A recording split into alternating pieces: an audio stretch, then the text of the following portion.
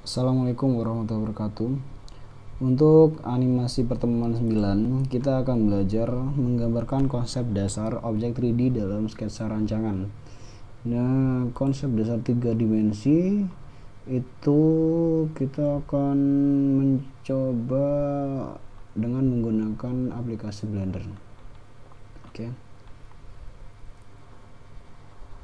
Nah, permodelan adalah bentuk suatu benda atau objek dengan membuat dan mendesain objek tersebut sehingga terlihat seperti hidup. Biasanya proses ini secara keseluruhan dikerjakan di komputer. Melalui konsep dan proses desain, keseluruhan objek bisa dilakukan secara 3 dimensi sehingga banyak yang menyebut hasil ini sebagai permodelan 3 dimensi. Proses pemodelan 3D membutuhkan rancangan yang dibagi dalam beberapa tahapan untuk pembentukan seperti objek apa yang ingin dibentuk sebagai objek dasar, metode permodelan objek 3D, pencahayaan, dan animasi gerakan objek sesuai dengan urutan yang akan dilakukan. Nah, ini adalah proses permodelan 3D. Yang pertama, motion capture atau mode 2 dimensi adalah langkah awal untuk menentukan bentuk model objek yang akan dibangun dalam bentuk 3D. Dasar metode modeling 3D merupakan bentuk segitiga dan segi empat yang menentukan area dari permukaan sebuah karakter. Proses rendering adalah proses akhir dari keseluruhan proses permodelan ataupun animasi komputer. Dalam rendering, semua data-data yang sudah dimasukkan dalam proses modeling, animasi, texturing, pencahayaan, dan dengan parameter tertentu akan diterjemahkan dalam sebuah bentuk output. Dalam standar file system, resolusi sebuah rendering adalah paling kecil 720 x 576. Bagian rendering yang sering digunakan file rendering sering digunakan untuk mengurangi strobing effect yang disebabkan gerakan cepat dari sebuah objek dalam rendering video. Shader adalah tambahan yang digunakan dalam 3D software dalam proses spesial rendering. Biasanya shader diperlukan untuk memenuhi kebutuhan spesial effect tertentu seperti lighting effect, atmosphere, fog, dan sebagainya.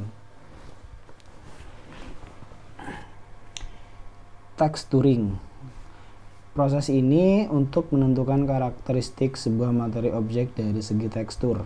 Untuk materi sebuah objek bisa digunakan aplikasi properti tertentu seperti reflectivity, transparency, dan refraction. Texturing ini contohnya kayak kalian pernah memegang permukaan dari sebuah meja kayu dan meja besi. Nah, permukaannya pasti beda. Itu yang dinamakan texturing. Image and display adalah hasil akhir dari keseluruhan proses dari permodelan. Biasanya objek permodelan yang menjadi output adalah berupa gambar untuk kebutuhan koreksi pewarnaan, pencahayaan, atau visual effect yang dimasukkan pada tahap texturing permodelan. Nah, ini pengertian vertex, edge, face, normal pada objek di 3 dimensi. Komponen dasar pada objek 3 dimensi mencakup pada vertex, edge, face, dan normal. Karena semua komponen tadilah yang membentuk suatu objek 3 dimensi. Selain itu, untuk menentukan posisi atau lokasi suatu objek 3D juga ada karena koordinat X, Y, dan Z. Di software 3D umumnya ada beberapa tipe objek seperti polygon, NURBS, metaball, dan lainnya. Namun umumnya ada di semua aplikasi 3D adalah polygon. Polygon sendiri umumnya terdiri dari vertex, edge, dan face. Untuk lebih jelasnya, apa itu polygon? Vertex adalah titik-titik yang dihubungkan dengan edge dan merupakan komponen paling dasar dari objek 3 dimensi.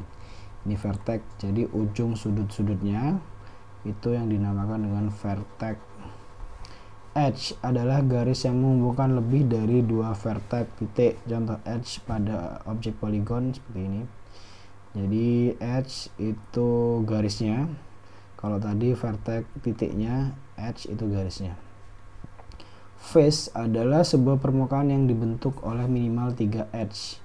Jadi face itu hasil dari permukaan yang dibentuk oleh edge garis tadi ya, ini face, ini edge, ini vertex ujung. Nah, pengertian objek 3D normal. 3D normal digambarkan sebuah vektor yang tegak lurus dengan permukaan sebuah face. Normal ini biasanya akan menentukan sisi mana yang akan dimasukkan ke dalam kalkulasi proses rendering. Jadi ini tampilan normalnya ya. Nah, sekian, terima kasih untuk materi animasi 3 dimensi. Assalamualaikum warahmatullahi wabarakatuh.